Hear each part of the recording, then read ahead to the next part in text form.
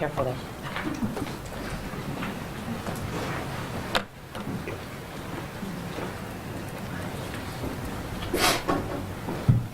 Good afternoon, everyone. Good afternoon, everyone. Good afternoon. Thank you for coming. Thank you for being here today. We'll be providing an additional update as we have moved now into the investigation phase of this tragic incident. I'll be making some prepared remarks and we will not be taking questions. My name is Chief Shon Barnes, S-H-O-N-B-A-R-N-E-S, and I'm the Chief of Police for the Madison Police Department. The past 24 hours have been a flurry of emotion, sadness, anger, disappointment, grief for the Madison community. We were brought together by a tragedy, and today 3 families woke up this morning to a world without a loved one. And that can never be outdone. In the midst of this tragedy, our community has come together in an incredible demonstration of support from Madison and indeed the state of Wisconsin and our nation. I cannot express enough gratitude to the many emergency response agencies who provided direct support to the Madison Police Department. We could not be standing here today without the men and women of law enforcement, specifically the Madison Fire Department, surrounding EMS agencies, Dane County Sheriff's Office, Monona PD, Oregon PD, the University of Wisconsin Police Department, the ATF, the FBI, Fitchburg Police Department, and Cottage Grove. A special thank you from me to all of these agencies. Thank you so much. These agencies and many others responded to the scene and or took calls for service within the city of Madison to allow us to focus on this tragic incident. Student reunification with their loved ones could not have happened as swiftly as it did without the assistance of SSM Health Dean Medical Clinic, as well as the Quick Trip. Additionally, many people worked well into the night and supported local restaurants and community who came together and provided food and other logistical support for our team. Yesterday, we came together as one team, as one Madison, as one country, and we should feel incredibly proud about our response. I'll be providing some updates at this time, but before I do that, I'd like to provide an important clarification. Yesterday, after looking at the computer-aided dispatch system, it seems as if a call came from a second grader. It actually read, the call came from a second grade teacher. That was a mistake. That's my responsibility, and I apologize, and I clarify that today. It did not come from a second grader. It read second grade teacher. I will also be providing several investigative updates from the 8 p.m. briefing from last night. The Madison Police Department is committed to transparency and will continue to release information that can be used to improve public safety. This must be balanced against our commitment to the victims of this horrific crime and the need to do a thorough and complete investigation. As a result, I recognize many of you may have questions that I cannot answer at this time. I ask for you to keep the victims in your mind and respect their right to a thorough investigation. I also will not be taking questions at the conclusion of this press conference, but your pre-submitted questions serve as the basis for updates that we're providing for you this afternoon. If your question is not answered, it is due to an ongoing investigation. Okay. We know a document has been widely shared on social media. At this time, we cannot verify its authenticity. We have detectives working today to determine where this document originated and who actually shared it online. At this time, we cannot verify the document. We ask that you not share the document or spread any information that may be false. Our department will provide an update on this document when we can.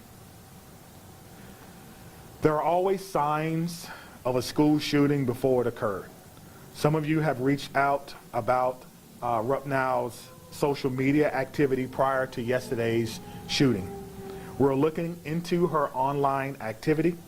We're asking anyone who knew her or who may have insights into her feelings leading up to yesterday to please contact the Madison area Crime Stoppers. Again, anyone who may have known her or knew what she was feeling or going through at that time, please direct those inquiries to Madison area Crime Stoppers. That number is 608-266-6014 or at P3 Tips. P3 Tips. We will not be releasing specifics about these social media accounts at this time. Identifying a motive is our top priority, but at this time it appears that the motive was a combination of factors. Again, we cannot share that information at this time because we do not want to jeopardize the investigation and those who are currently cooperating with us. All patient status remain unchanged. The 911 calls are the record of the 911 Communications Center, and their standing operating procedure is not to release documents in open and active investigations. Again, we are working to authenticate the documents that you see online that some are referring to as a manifesto. And as soon as we do that, we will let you know. Now, the process for doing that is looking at original documents that may have been taken from the suspect's home, looking at information that may be on laptops or on computer to determine if this document originated from our suspect. Any disciplinary records would be under the purview of the school. Some of you have asked whether or not she was troubled or whether or not she was troubled at school. We do not have those records. We are not the proprietor of those. On the question of bullying, we're talking to students to understand whether bullying was one of those multiple factors that I mentioned earlier. Some have asked if people were specifically targeted. Everyone was targeted in this incident, and everyone was put in equal danger. Today, numerous MMSD schools were targeted by false threats, often known as swatting. We're working closely with the Madison Metropolitan School District to determine where these originated and to investigate this call.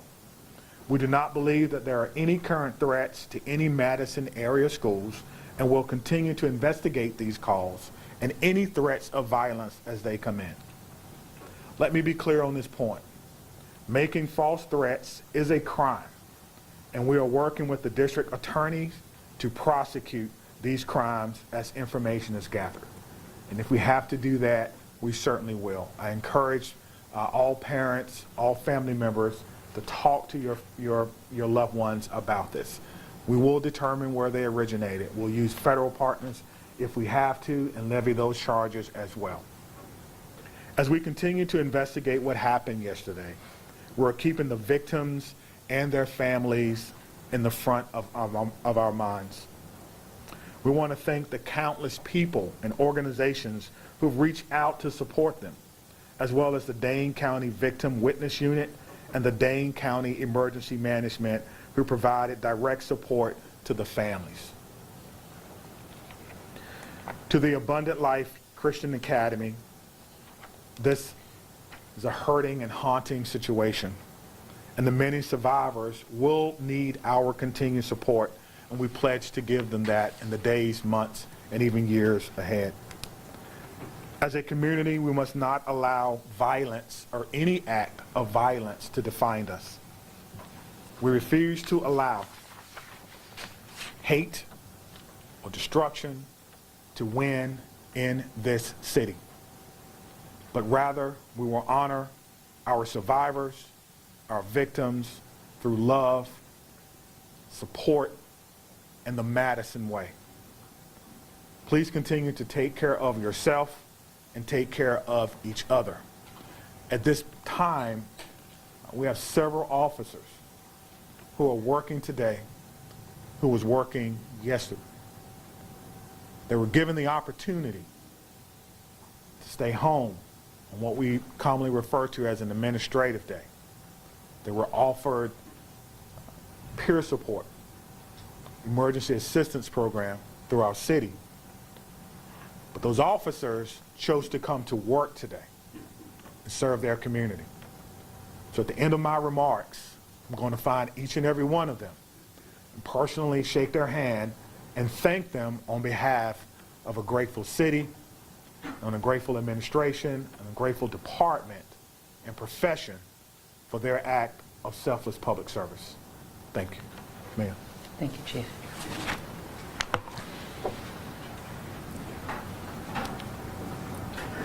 I want to start where the Chief ended, which is just asking everyone in this room and within the sound of my voice to take a minute. It's been an incredibly difficult 24+ hours at this point in time. We're all human, including each and every one of you in the media who is covering this really tragic event. Please remember that you're human and take care of yourselves. We all need to do that. Drink water. Take a moment. Access whatever mental health resources you need. Because that's our job now, is to take care of ourselves so we can take care of each other and our community. Yesterday, the Madison community experienced a terrible and traumatic event.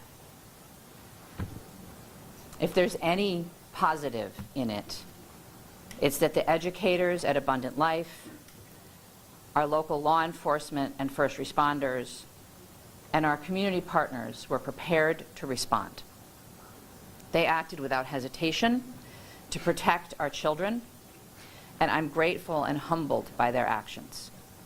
It's a day that I hoped never would come to our city, but like so many other communities, here we are. We will never be the same, but we will get through this together. I want to ask again that everyone, please respect the privacy of the victims, their families, and those in the Abundant Life community. Right now, our full focus is on caring for those impacted. First and foremost, the victims and their families, the Abundant Life students and educators, our first responders, the students and educators across the city who woke up this morning and went into a school building not knowing if they would come home tonight. The incredible bravery of that act. I think all of our students and educators are feeling scared and vulnerable right now. We are also trying to care for our whole community, because I believe we are all fearful and grieving and impacted. The City of Madison is working closely with Dane County, with community partners, with state and federal government resources to provide support and counseling to all those affected. I want to direct folks to a new city resource website that's available at cityofmadison.com/resources, which includes trauma-informed community resources, updates, community mental health resources, and information about vigils, other public events, and where folks can donate to support the Abundant Life families and our community. I want to highlight two things that are also on that website, and once again, that website is cityofmadison.com/resources.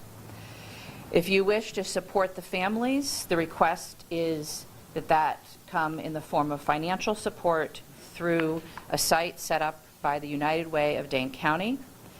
You can visit unitedwaydanecounty.org, or you can text HELP for ALCS to 40403. Again, that's HELP, numeral 4, ALCS to 40403. The community is also invited to a vigil tonight by the Vel Phillips statue at the Capitol at 6 p.m. Again, that's at the Capitol building by the Vel Phillips statue at 6 p.m. I would ask that everyone, and particularly the folks in this room, please avoid spreading misinformation, particularly via social media. Please vet what you share, even if your wish to share is well-intentioned. There is so much that we do not know at this point, and we have to allow law enforcement the time and space for a careful and methodological investigation. Let them do their jobs. And above all, please respect the victims, respect the families, respect the school community, particularly on social media.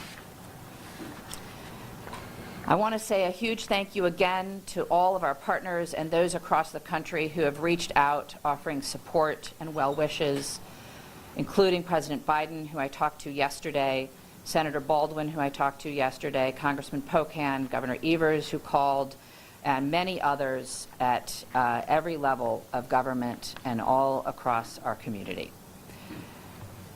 I want to thank most particularly our first responders and everyone who mobilized yesterday to help.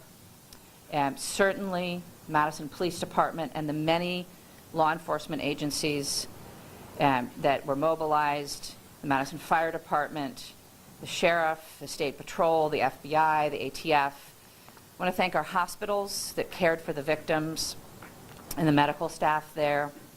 I want to thank Dane County, in particular, Emergency Management and the Victim Services Unit. They have been incredible. I want to thank SSM Health and the Dean Clinic. They, without hesitation, made their facility available to us. They canceled all appointments. They rearranged the facility. They put their staff at our disposal to make sure that the Abundant Life families could be reunited with their students. I couldn't be more grateful to them. I want to thank the United Way, both for setting up the donation site and for mobilizing resources across our community.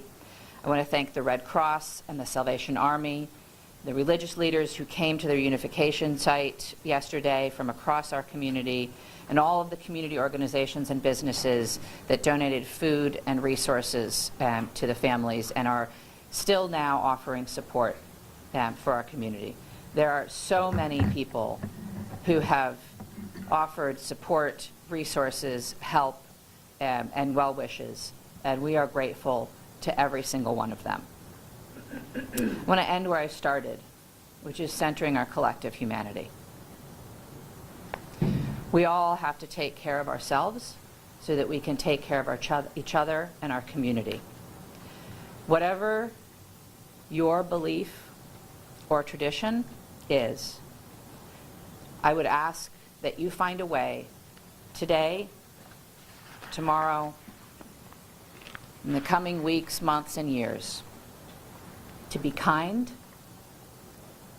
to give grace, and to find ways, big or small, to help make our community a safer place for all of our children. Thank you, and I'll turn the podium to the county executive. Sorry, before you go, can you introduce Will yourself? answer questions? No, Oh, introduce I'm sorry. yourself and give us a volunteer. I'm sorry, I forget that you're not a local. My name is Satya Rhodes Conway. I'm the mayor of Madison. That's S-A-T-Y-A, last name R-H-O-D-E-S-C-O-N-W-A-Y. Satya Rhodes Conway, mayor of Madison, Wisconsin. Thank you. Good afternoon, everyone. I'm County Executive Melissa Agard. Melissa, Agard. It's unfortunate that we are still having to navigate this absolutely horrific situation in our community.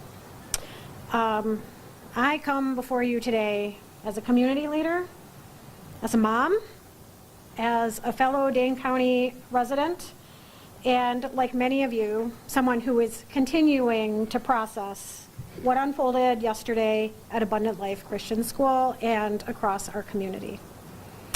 My heart aches for the students and families and teachers and the first responders at all levels, from the 911 officers to the folks that are at our coroner's office.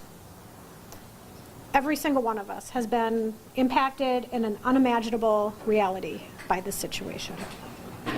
Our kids, my kids, teachers across our community, and in fact across our nation, had to wake up and go to school today, and that was an act of bravery.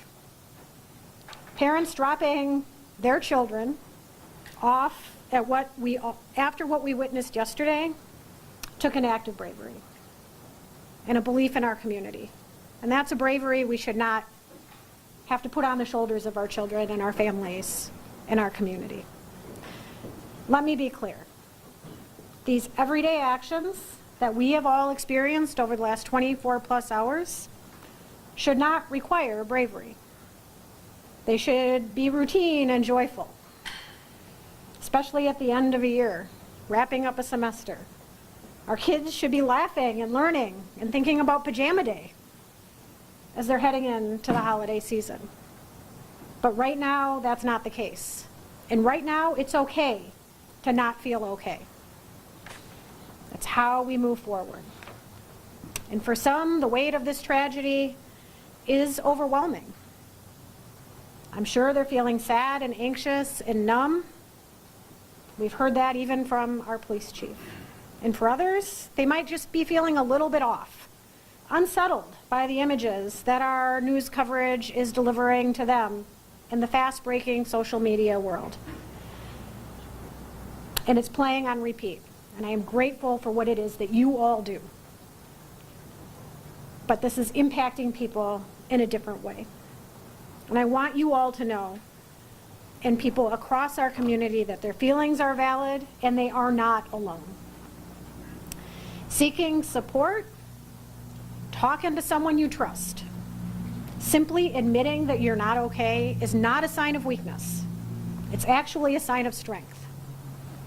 And whether you're feeling hopeless or scared or just not quite yourself, know that there are resources here in Dane County and in our community that will be here and continue to be here to support you in order to help people move forward through the healing process. Believe me, we are in this together. That is the Dane County way. That's what we do best. Through painful conversations and tears and hugs and vigils, we're going to heal. We're not going to be the same, but we're going to heal. Part of that process is setting aside complacency and demanding change. As someone who served 12 years in our legislature and had a front row seat to the inaction of addressing gun violence in our communities, I'm not stepping aside from that mission in my life. There's going to be public debate about the motives and other aspects of this mass shooting. But let us remember this fact. Gun violence is the #1 killer of children in this country. That's a legacy we cannot accept. We cannot accept that. Part of the reason I feel so pained by this tragedy is that mass shootings feel like something that's ominous and hovering, and we're all wondering where and when the next one is going to occur. And guess what? It happened here. It happened right here. And I am so proud of the folks that I work with at the county and that the mayor works with in the city and our partners at the federal, state, and local level and how it is that we've stepped up and responded to support people. Could we do better? Could we do different? I am sure. But did we do well? I am proud of the work that has been done in this community over the last 24 hours. And I assure you all today that we are going to continue to work like hell to stop future tragedies and to support our community that has been harmed by these actions. And for anyone that's out there listening, anywhere in this amazing world that we live, whether you're grieving or you're scared or you're angry or you're unsure or you're curious, take care of yourself, take care of the people who you love and whose lives you touch. Talk to someone, anyone. If you're not comfortable calling a number, there is someone in your life you can reach out to. No one is alone through this. We are strong in Dane County, and together we're going to get through this. And I know that there are questions that we all want answers to. And I am hopeful that we will have those answers sooner than longer. But please give us the time to do this right so that we can learn how to prevent this from happening in the future and support those that have been most impacted in our community.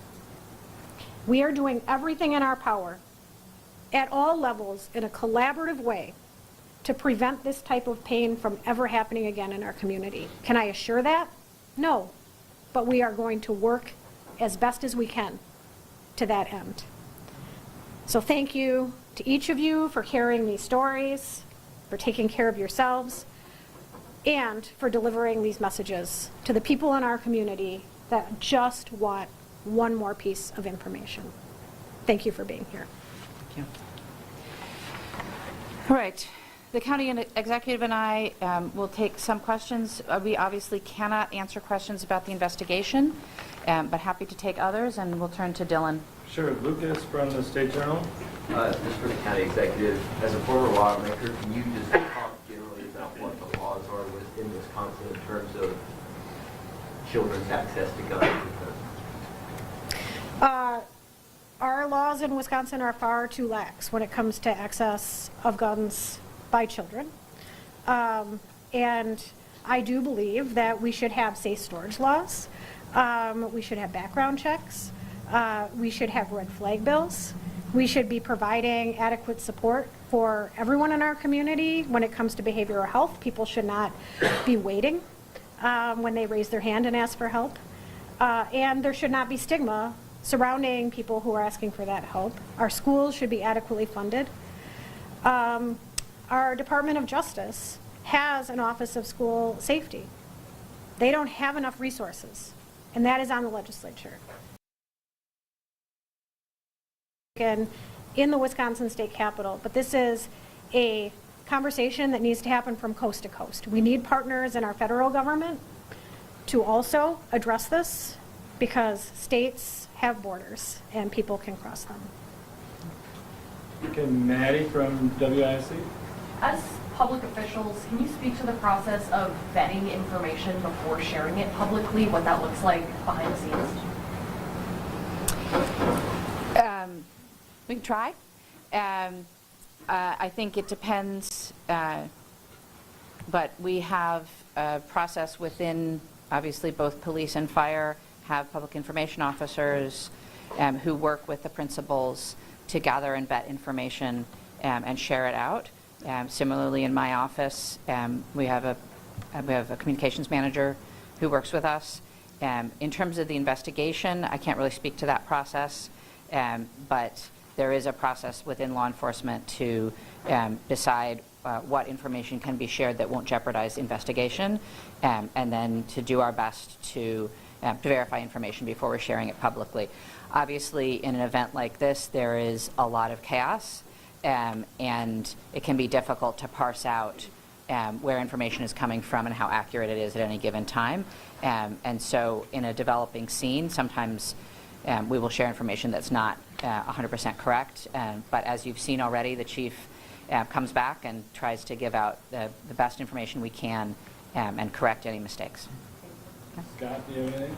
Do either of you believe that there ought to be charges brought against the parents or anyone else involved in this incident? Don't know enough. I think it's far too early to comment on that. As the investigation proceeds, I think law enforcement will take the steps necessary, but we don't know nearly enough yet. Cody, do you have a question? Okay, Madison? CS Police Chief Shon is not here. Maybe somebody else who's here with law enforcement can speak to this. he mentioned yesterday that the family or the father seems to be cooperating. If you drive past the house that they were searching, it doesn't look like the home of somebody who's cooperating. So maybe can you explain to an untrained eye the state and the condition of the home and the manner in which it is in at the moment? Is there anyone here that can speak to that? Sorry, we'll have to follow up on that for you. Louie? Again, I'm not sure if anyone is able to speak to this, but I know Chief Barnes kind of briefly mentioned that students are talking about if the suspect is, talking or was bullied. Is there anyone that can, speak to that right now? Students are coming forward at this time and sharing what they saw and heard in school yesterday or their relationship with the student. So I think broadly, at this point in time, it's a very active investigation. You heard the chief ask folks who want to share any information that they may have to share that via Crime Stoppers, and I would echo that if anybody has information that's relevant to the investigation, to please share it through Crime Stoppers. I think today is going to be a very difficult day for all of our students in Madison. I know that our schools and teachers are doing their best to support kids. And I think the county exec has kids, as I do not, so she may know more about that. So I do have a son in our Madison schools, and it was hard for him to get up and go to school today. And then the school was locked down because many schools in Madison area were locked down due to swatting. And that was triggering not only to him and his peers, but to family members and educators. And the world that our kids are in now is very different than the one I grew up in. They have access to social media and digital communication in the palm of their hands. And they are oftentimes sharing information that has no source. It is our jobs as adults and as folks on the front lines to remind them that nothing is valid that they are sharing at this point in time, but to be there as they continue to process this. Again, my message to my son and to his friends and to other families that have been reaching out is if you do feel that you have any information, if you feel like it might be something that would be helpful and you're not quite sure, you should still call Crime Stoppers. The smallest piece of information could be the last piece of information that we need. So don't second guess yourself. Please reach out to Crime Stoppers. Parents, support your children through this as they are navigating.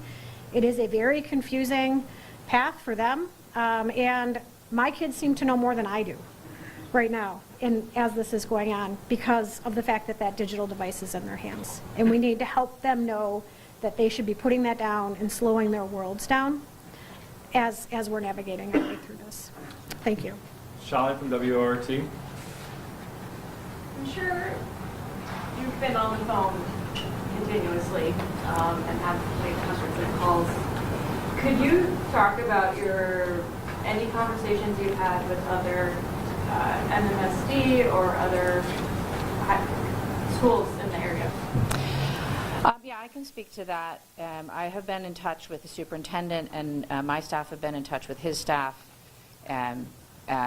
Initially, it was just making sure that everybody had all the same information and some strategizing collectively about how to make sure that MMSD schools were safe.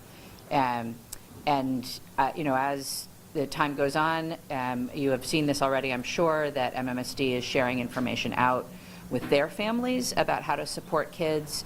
They've shared information out with their faculty and staff about how to support kids going forward. That is something that we will continue to talk about, is how we can support, again, the students who I'm sure are confused, afraid, worried, the parents feeling the same, and of course our educators. That is part of the work going forward.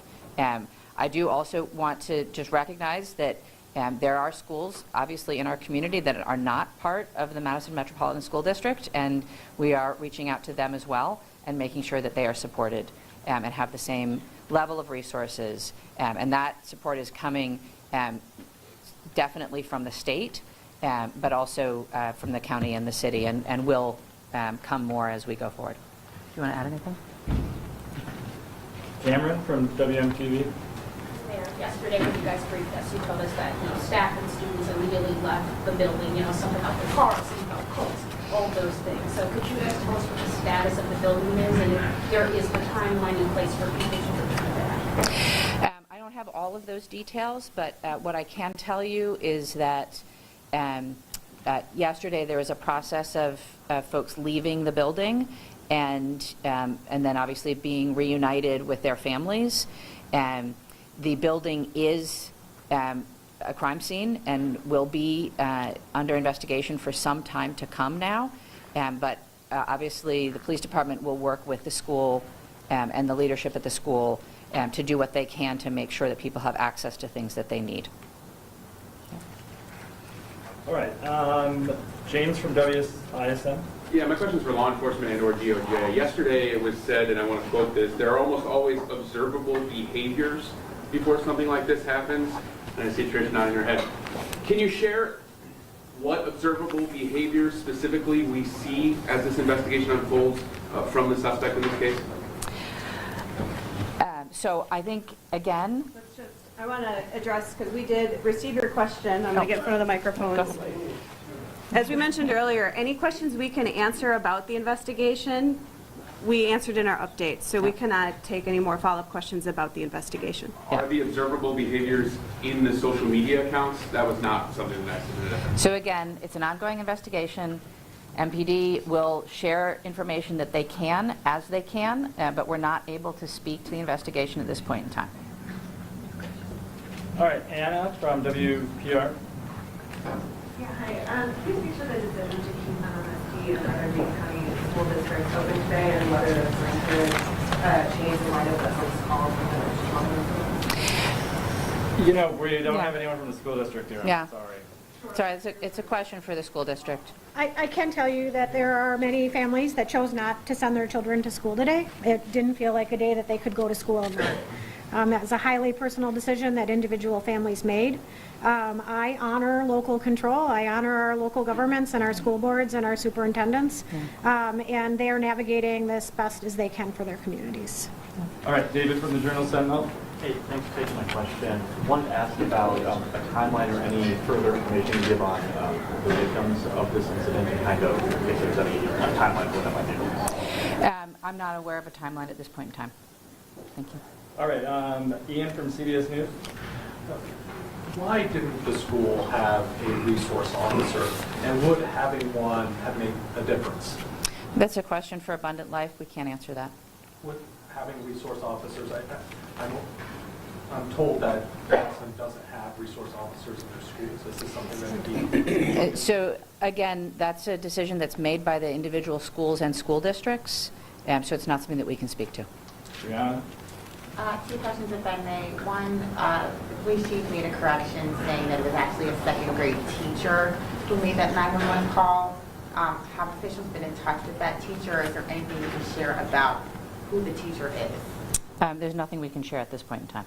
And then, are you able to speak to the general protocols about bullying? How does the school monitor bullying? Do they have protocols in place to monitor how that happens?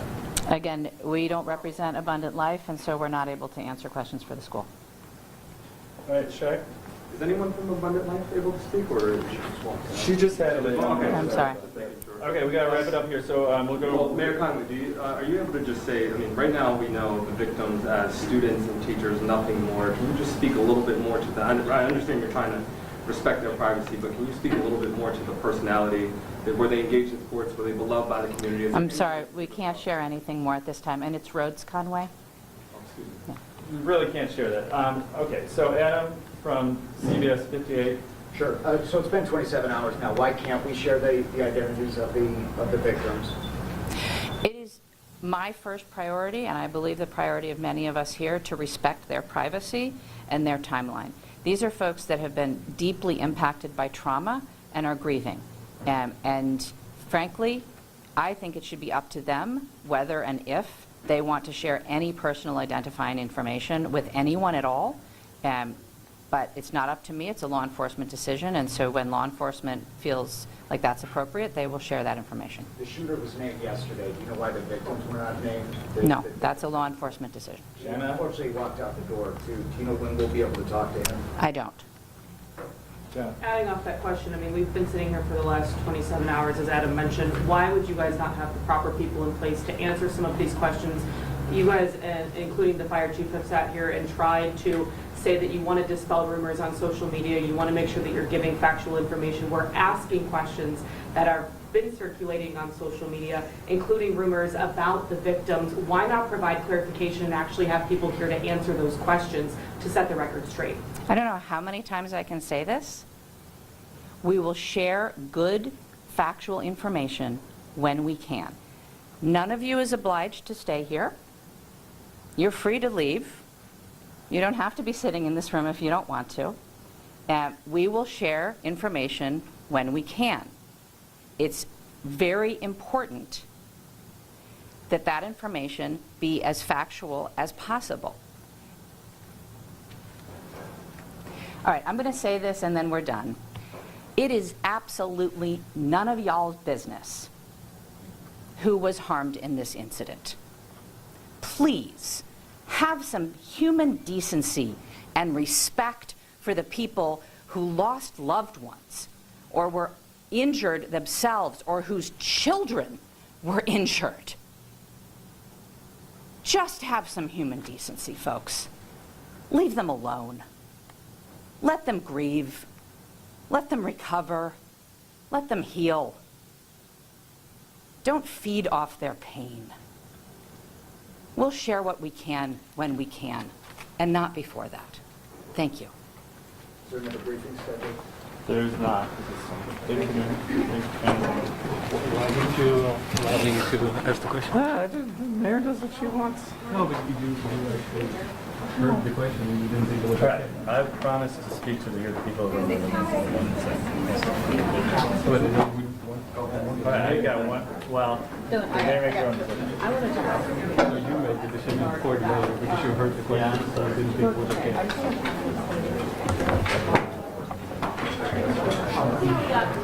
Yeah, I think. Ja, toch? Ook dat die interactie, toch? Ja, dat doe ik wel. Want hij heeft ook... Ja.